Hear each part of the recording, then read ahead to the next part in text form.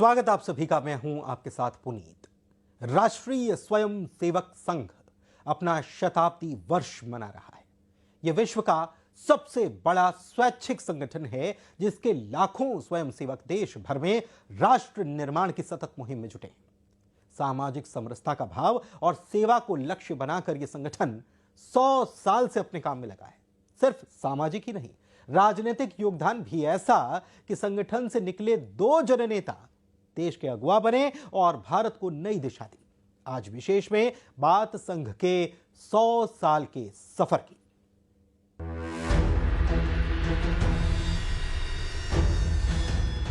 सेवा, समर्पण, संगठन,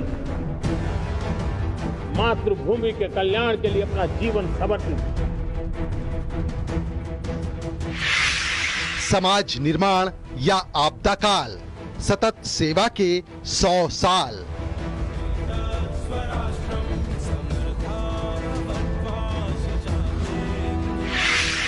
नए भारत का संकल्प, संघ का शताब्दी वर्ष।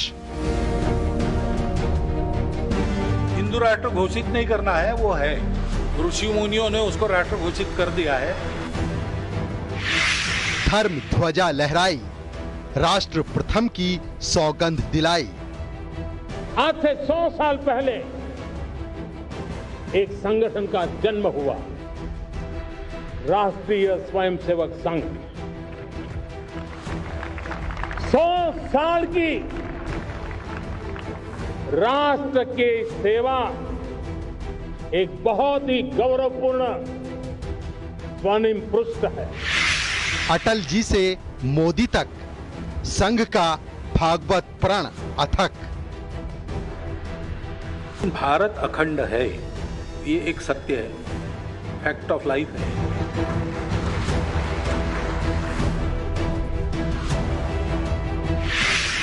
विशेष संघ के 100 साल।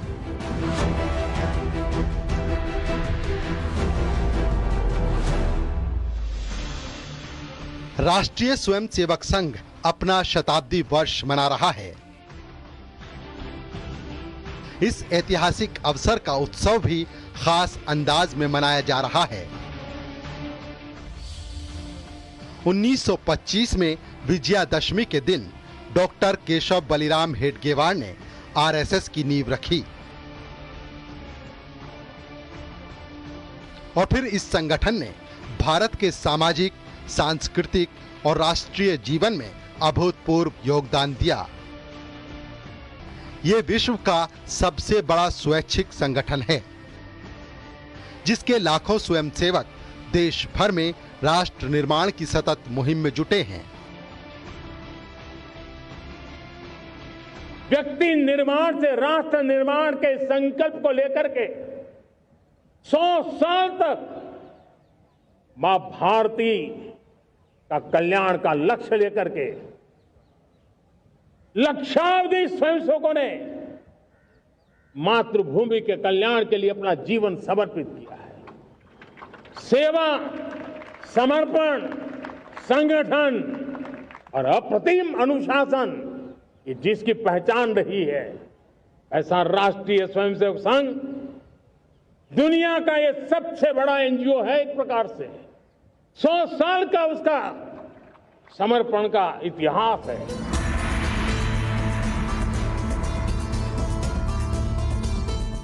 आरएसएस की यात्रा चुनौतियों और समर्पण की कहानी है। आज 75,000 से ज्यादा शाखाओं के साथ आरएसएस ने शिक्षा, सेवा और संस्कृति के क्षेत्र में अपनी गहरी छाप छोड़ी है। विद्या भारती, सेवा भारती और विश्व हिंदू परिषद जैसे संगठनों ने सामाजिक उत्थान और सांस्कृतिक जागरण में महत्वपूर्ण भूमिका निभाई। आरएसएस ने भारतीय राजनीति को भी बेहतरीन नेतृत्व दिया। अटल बिहारी वाजपेयी, जिन्होंने 1998 से 2004 तक भारत के प्रधानमंत्री के रूप में देश को नई दिशा दी, वो एक समर्पित स्वयंसेवक भी रहे थे। अटल जी की दूरदर्शिता ने भारत को वैश्विक मंच पर स्थापित किया। रिपब्लिक परेड के दौरान जिन स्वयंसेवी संगठनों को अपनी एकजुटता प्रकट करने के लिए बुलाया गया था, उनमें आरएसएस भी था।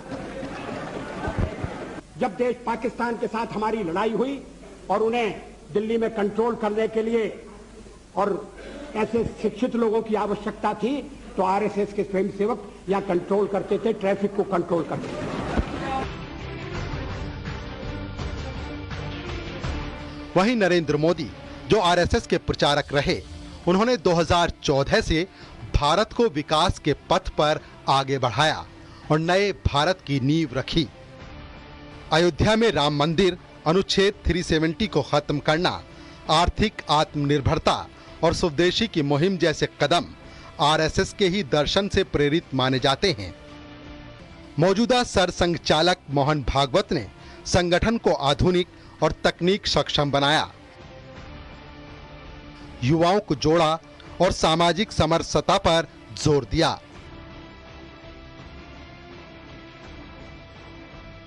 शब्दों के झगड़े में हम नहीं पड़ते, हमारा मतलब कंटेंट से है। वो कंटेंट आप समझ लीजिए, तो शब्दों के उपयोग में हमको कुछ ये नहीं है। हिंदू मुस्लिम एकता वगैरह, मेरे मन में आता है कि जो अलग है उनको एक करने के लिए एकता की बात, जो एक ही है उनकी क्या एकता करना है। आरएसएस का मिशन केवल राजनीति तक सीमित नहीं है। आपदा राहत, शिक्षा और ग्रामीण विकास में इसके स्वयंसेवकों का योगदान अनुकरणीय है। संगठन का लक्ष्य 2025 तक हर प्रखंड में शाखा स्थापित करना है।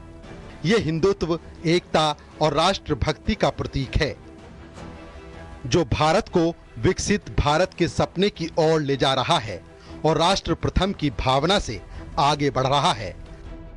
आज विशेष में विश्लेषण संघ के 100 साल का। इसने पिछले 100 साल में राष्ट्र निर्माण, सामाजिक समरसता और सांस्कृतिक जागरण में अभूतपूर्व योगदान दिया है। संघ के इस शताब्दी समारोह में सर संघ चालक मोहन भागवत के संबोधन में हिंदुत्व, अखंड भारत और जनसंख्या जैसे चर्चा में रहे मुद्दों पर सीधी बात भी रखी गई। साफ है कि संघ की मुहिम केवल शाखाओं तक सीमित नहीं, बल्कि ये समाज के हर क्षेत्र में सेवा, संस्कार और संगठन की।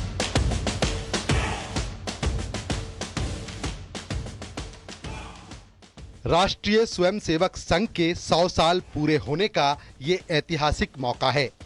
1925 में विजयादशमी के दिन डॉक्टर केशव बलिराम हेडगेवार ने इस संगठन की नींव रखी और आरएसएस ने पिछले 100 साल में राष्ट्र निर्माण, सामाजिक समरसता और सांस्कृतिक जागरण में अभूतपूर्व योगदान दिया है।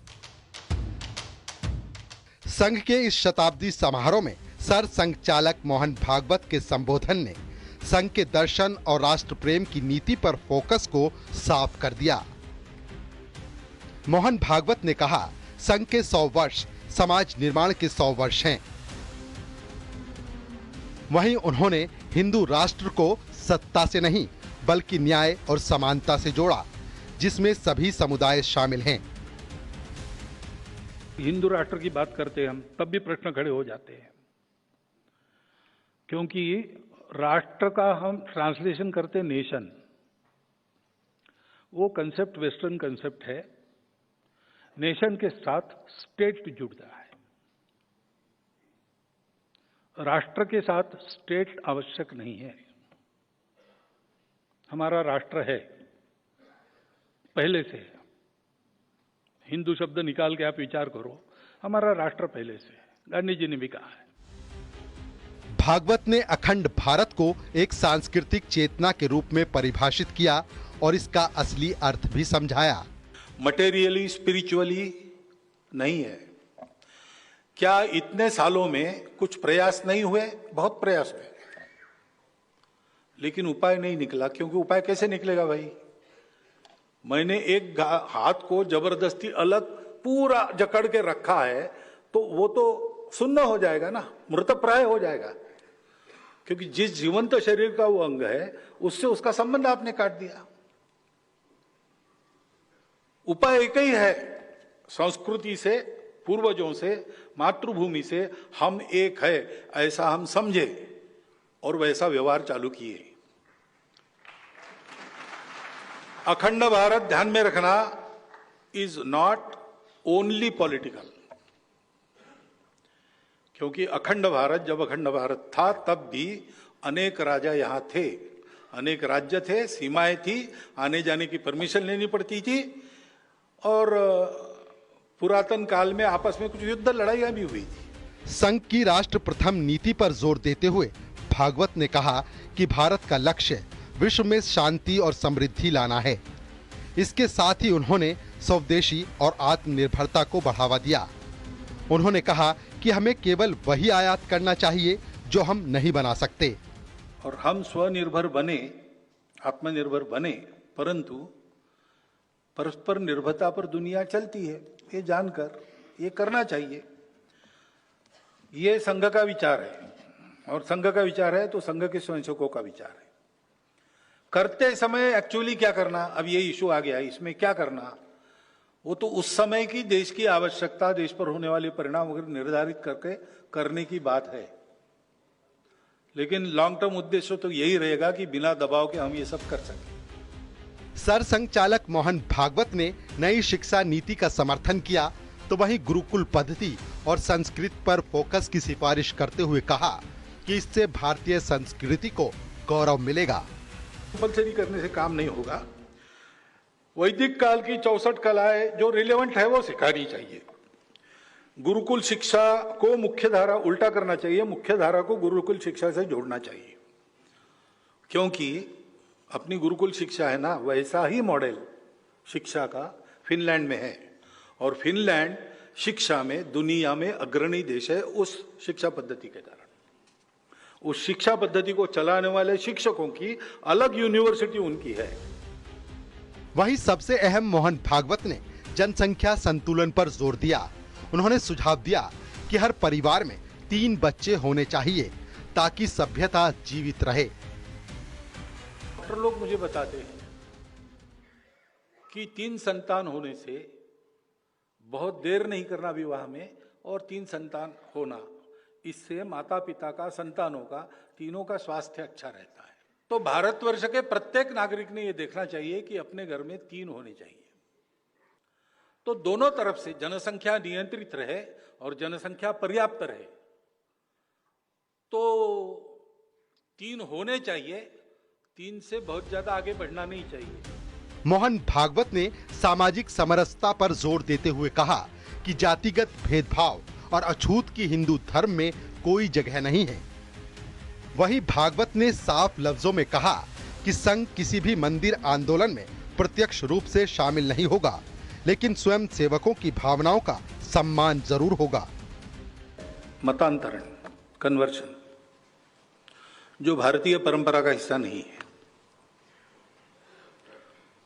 और कैथोलिक चर्च के लोग हमको बताते कि हम नहीं करते, तो कहीं ना कहीं क्रिश्चियनिटी में भी उसको ठीक नहीं माना जाता, ऐसा एक प्रवाह है। और परसों उलेमाओं से बात हुई तो उन्होंने हमको बताया, मदरसों के टीचर्स से बात हुई कि इस्लाम में भी मना है। पैगंबर साहब के चाचा उनको कलमा पढ़ाने के लिए अनुयायियों ने कहा तो उनका मना किया, उन्होंने ये नहीं करना है। अगर ऐसा है तो ये होना नहीं चाहिए। रिलीजन अपना चॉइस है, जिनको जिस रिलीजन में जाना है, जबरदस्ती गए वापस आना चाहते हैं, आओ, अपने मन से आओ, लोभ लालच जबरदस्ती नहीं। लेकिन ये होता है तो इसको रोकना, ये करना पड़ेगा। संघ की मुहिम केवल शाखाओं तक सीमित नहीं, बल्कि ये समाज के हर क्षेत्र में सेवा, संस्कार और संगठन का प्रतीक है। अटल बिहारी वाजपेयी ने अपनी दूरदर्शिता से भारत को वैश्विक मंच पर स्थापित किया, तो इसी संगठन से तपकर राजनीति में आए पीएम नरेंद्र मोदी ने राम मंदिर, अनुच्छेद 370 को खत्म करने जैसे फैसलों से संघ के दर्शन को साकार किया।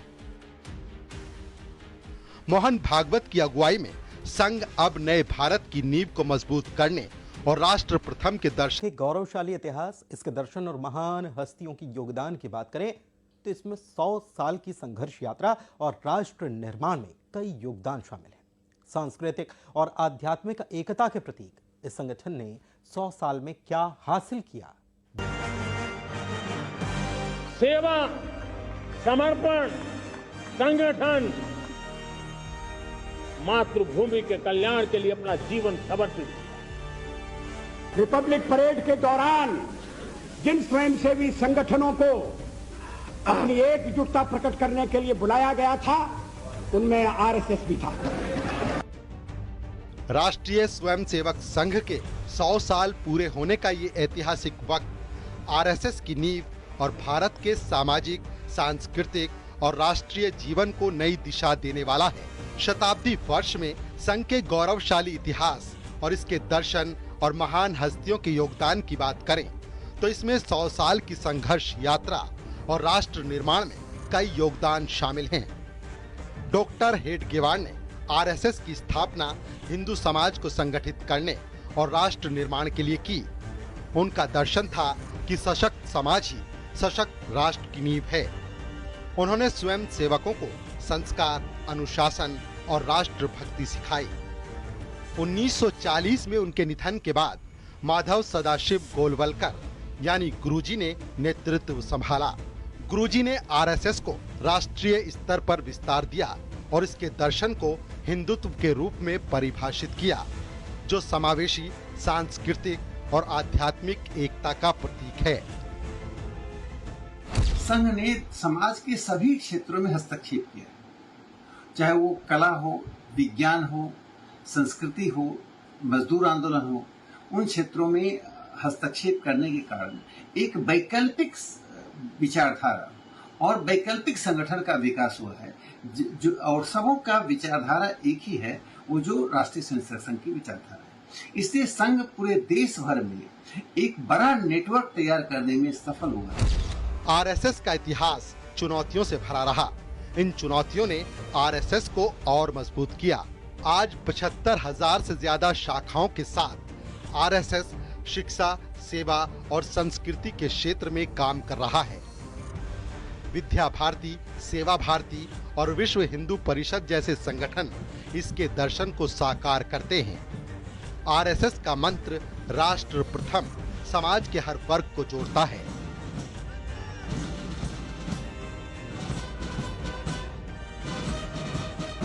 गंभीर स्थिति हिंदू समाज के लिए कि लगातार भारत में हिंदुओं की संख्या क्रमशः घट रही है और दूसरे लोगों की संख्या बढ़ रही है। तो बड़ी स्पष्टता के साथ उन्होंने कहा है कि जो संभव हो, सक्षम हो, उनको संतान ठीक प्रकार से पैदा करनी चाहिए। संख्या का कोई विशेष महत्व नहीं। 27 सितंबर 1925 विजयादशमी के दिन नागपुर में आरएसएस की स्थापना। डॉक्टर केशव बलिराम हेडगेवार आरएसएस के संस्थापक। हिंदू समाज को संगठित करने और राष्ट्रभक्ति की मुहिम। विनायक दामोदर सावरकर के हिंदू दर्शन से प्रेरणा। नागपुर के मोहितेवाड़ा मैदान में पहली नित्य शाखा। शारीरिक प्रशिक्षण, बौद्धिक चर्चा और संस्कार पर केंद्रित। 30 स्वयं सेवकों के साथ पहला पथ संचालन हुआ। आरएसएस ने भगवा ध्वज को अपना प्रतीक बनाया। नमस्ते सदा वत्सले मातृभूमि को प्रार्थना बनाया। चाहे वो 44,000 वनवासी गांवों में काम करना, विद्यार्थियों का सबसे बड़ा संगठन पूरी दुनिया में, महिलाओं का सबसे बड़ा संगठन राष्ट्र सेविका समिति के तौर पे काम करना, भारतीय मजदूर संघ के तौर पर दुनिया का सबसे बड़ा trade union, Bharatiya Janata party जैसे राष्ट्रीय पार्टी जो दुनिया की सबसे बड़ी राजनीतिक पार्टी है, ऐसे तमाम चीज़ें हैं। यदि राष्ट्रीय स्वयंसेवक संघ के सारे अनुषांगिक संगठनों के यदि उनके सेवा प्रकल्पों की बात की जाए तो कोई ये 1000-2000 में नहीं है, ये लाखों के सेवा प्रकल्प चल। में 3 संतान की बात को बहुत स्पष्ट तरीके से और बहुत लॉजिकल तरीके से उन्होंने बताया कि जब किसी भी समाज में प्रजनन दर 2 से कम हो जाता है तो वहां स्थितियां विकट हो जाती हैं और उसके बाद उस समाज में बहुत सारी कठिनाइयों का सामना करना पड़ता है उन्होंने कहा कि भारत में 2.1 है प्रजनन दर, तो ये कोई गणित का आंकड़ा नहीं है। यहाँ मानव की बात हो रही है, संतान की बात हो रही है। तो संतान में 2.1 का मतलब 3 ही होता है। अगर गणित होता तो 2.1 का मतलब 2 होता। इस प्रकार से उन्होंने कहा कि हर परिवार को इस बारे में गंभीरता से विचार करना चाहिए। आरएसएस का दर्शन केवल शाखाओं तक सीमित नहीं, आपदा राहत, शिक्षा और सामाजिक उत्थान में इसके स्वयं सेवकों ने कीर्तिमान गढ़े हैं। संगठन का लक्ष्य 2025 तक हर प्रखंड में शाखा स्थापित करना है। ये हिंदुत्व, एकता और सेवा का प्रतीक है, जो भारत को विश्व गुरु बनाने की दिशा में अग्रसर है। आरएसएस अपनी स्थापना से अब तक हर क्षेत्र में योगदान दिया। धार्मिक, सामाजिक एकजुटता हो या फिर राजनीति, हर तरीके से संघ ने अपनी विचारधारा को लेकर मजबूती से आगे बढ़ने का काम किया। आपातकाल में डटकर लड़ना हो या फिर केदारनाथ आपदा या फिर कोविड काल में जरूरतमंदों के लिए आगे बढ़कर मदद करना हो, संघ ने अपने सेवा भाव को कभी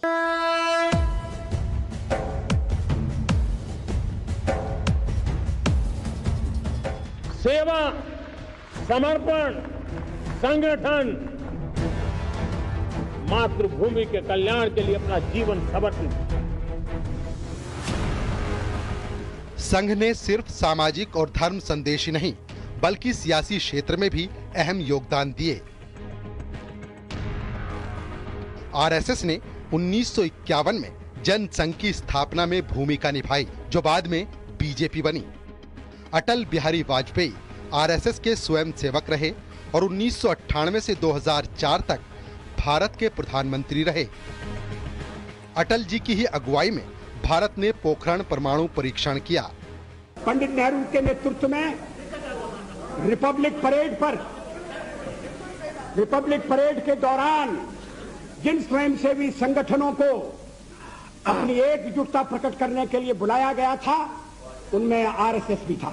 जब देश पाकिस्तान के साथ हमारी लड़ाई हुई और उन्हें दिल्ली में कंट्रोल करने के लिए और ऐसे शिक्षित लोगों की आवश्यकता थी, तो आरएसएस के स्वयंसेवक यहाँ कंट्रोल करते थे, ट्रैफिक को कंट्रोल करते थे।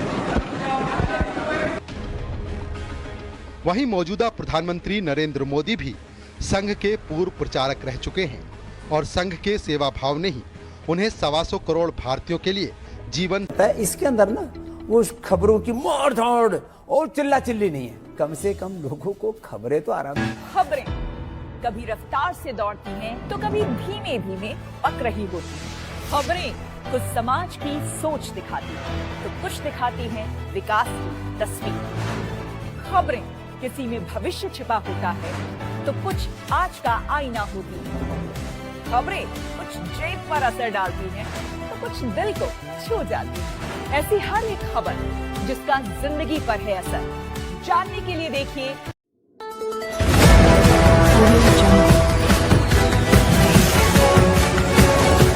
MP लाइव टीवी, आपको रखे अपडेट। सच जो हम आपको बताएंगे। ऐसी ही तमाम खबरों से अपडेट रहने के लिए MP live TV news channel को सब्सक्राइब करना ना भूले।